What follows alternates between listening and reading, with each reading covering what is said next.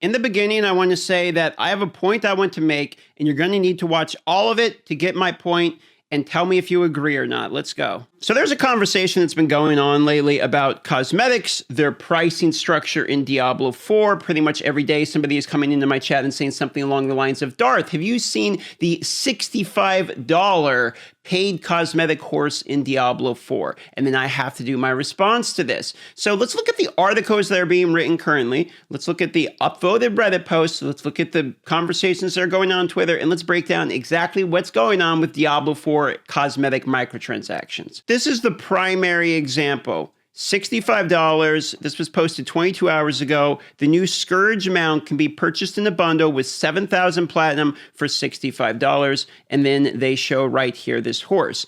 Pretty good looking cosmetic horse. There is no way to acquire this horse. It is not under an Uber drop rate. There's no other way in the game. If you see somebody with this horse, they spent $65 on the bundle in order to acquire the horse as well as the platinum that comes with it. This is one of the primary examples that people will use when they talk about the pricing of cosmetics in the game. So the first point I want to make is the point if people say that it is a $65 paid horse skin, that is disingenuous. It comes with $70 basically of platinum, their premium currency.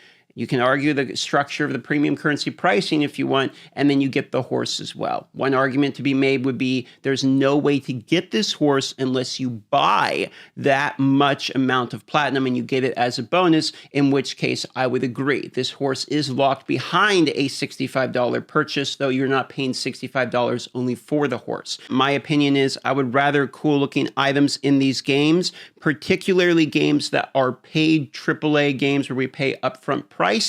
I personally would prefer the best looking skins in the game to be chase related items or reward based items. However, I also understand this is a live service game and the access to the shop and selling these different cosmetics will actually help the development of the game, though it's hard for me to say that when it is a multi-billion-dollar company that owns them. So if you're asking me if I get really pissed off, I know there's a lot of Reddit posts, there's a lot of articles about it. I don't tend to care that much about cosmetics, with the point aside that I think the best looking cosmetics in the game, the stuff that you really want to be like, that guy looks cool, should be in-game chase achievement based items in order to have the prestige that comes with it. One of the coolest items in any game, in my opinion, is the party hat in RuneScape. I think that that is a great token example of something that is a chase item. However, with the point aside, paid cosmetics do not ruin the game for me.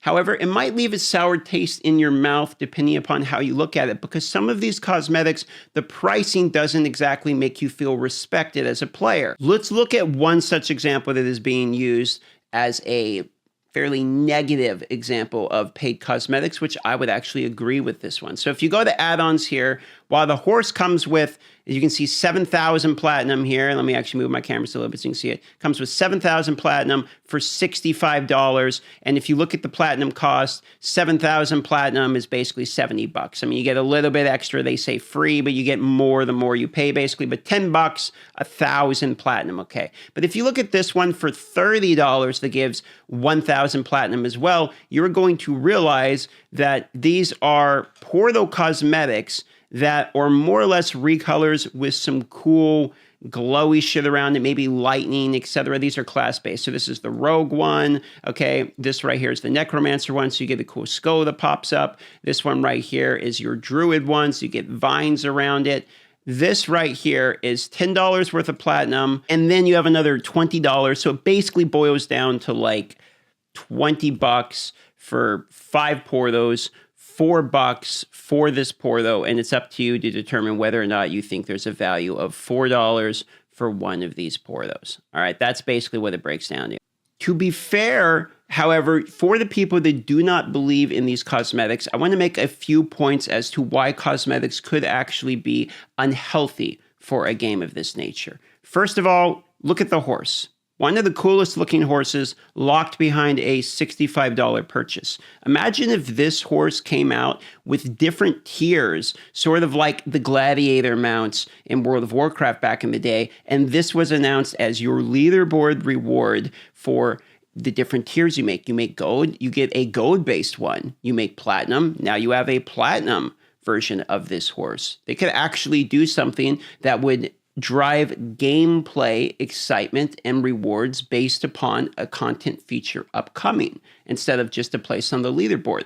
Instead of having the artist work on something that is locked behind a $65 paywall, why not make this the reward for hitting diamond tier on a leaderboard? Something I realize about my own content is that the further that you chase the monetary value and the revenue generated with your business over increasing the value provided to the consumer, the worse your overall content becomes.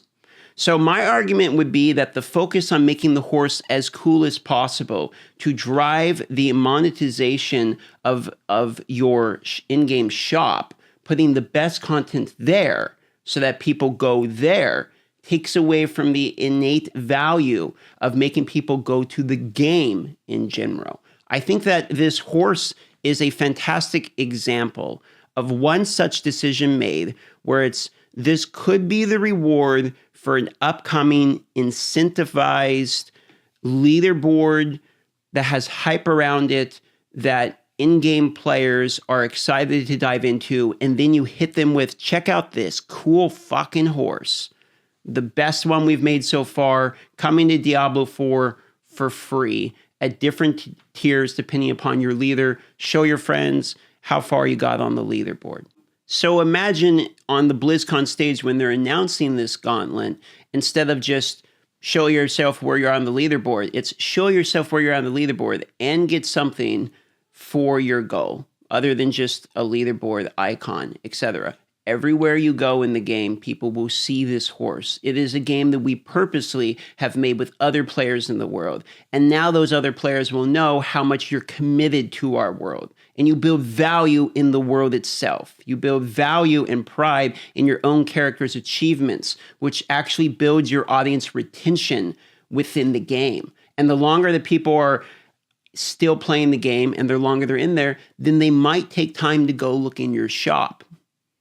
So in my opinion, there actually is a little bit of a miscalculation if you put the best looking cosmetics in these shops. While I don't mind selling cosmetics as a general philosophy, I think that's okay when you do the best looking ones, the shit that people really want in a game that has achievements.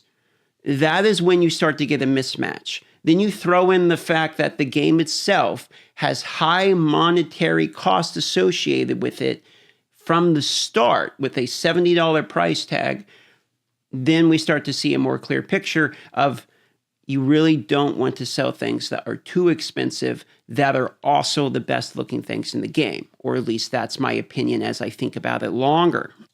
Does this monetization ruin Diablo 4? No. Does the Porthos ruin Diablo 4? No. Maybe they're a little expensive. But is it a missed opportunity? In my opinion, yes. So if you're asking me today what I would have implemented if I was the one running Diablo 4, this cool horse would have been done in different tiers as a reward for the leaderboard. It would have been announced at the BlizzCon stage saying, here's your gold, platinum, diamond version. Go climb, try to get it. I understand that there will always be people that will push back about anything that will then state that, hey, well, I don't have the time all day to earn the diamond horse. I'm annoyed about that. And this is only content for the no-lifers, just like Uber crafting. I understand that. And my response to that as a company would be, get good, scrub. This is an ARPG in which you need to play the game to get the rewards. And then I would have made the game fun so that people want to play the game. That is my opinion on this. I don't think there's anything wrong with having content locked behind actually having to play the game. In fact, I think a lot of people want to play the game so much to get these kinds of achievements. I think that is perfectly acceptable. In fact, you want items that players cannot get because they aren't good enough to get there. I don't have all the gladiator mounts in World of Warcraft, and I'm not salty crying that I think it's Blizzard's fault. I think I just sucked at Arena, That is my problem to fix. I think it would have been the same thing, and that would have been my counter to that argument when it comes to items like this one. At least that's my take on this situation.